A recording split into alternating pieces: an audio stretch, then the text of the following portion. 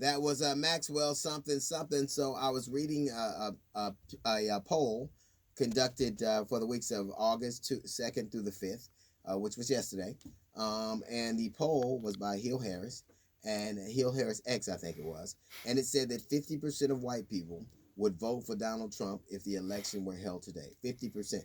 That's always an interesting thing. I know that we're inundated with polls from all over the country. It's battleground polls, it's general election polls, it's polls by this person and polls by that person. And literally, I understand. I have made my mind up a long time ago. Matter of fact, 4 years ago, I knew how I would vote. I suspect that there are people on the other side who know which way they'll vote, right? I even suspect that there are people that no matter what they see will not vote at all, right? I understand that all of those, those three kind of categories, they've all made a decision. I have decided that I cannot wait to pull the lever against this orange tyrant. Some people can't wait to do it for him. Some people have decided that they will not vote no matter what the circumstance. What I take umbrage with and what I refuse to believe is possible is that group of undecided people. Now, either they're cowards and don't want to tell people how they're going to vote, or they're lying, or the other thing that is even far more insidious is that they actually haven't made up their mind. That the events that have transpired over the last few years, and particularly over the last few months, have not cemented an idea in their head. They are the worst kind of people.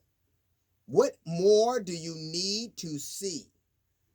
You have a pandemic that has killed over 160-some thousand Americans.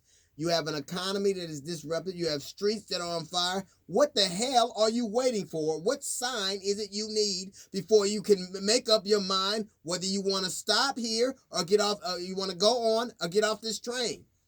Who could be undecided at this time? Who could say, all the information I've taken in, all the things I've seen, all the trials and travails, all the deaths, all the upheaval, all of the protests, not enough for me to make a decision.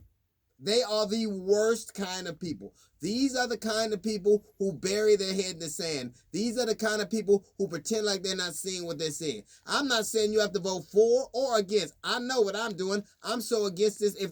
I'll camp out in front of the polls for the next 3 months because I'm so ready for this thing to happen. I understand even people have decided that with all this going on, that he deserves another 4 years.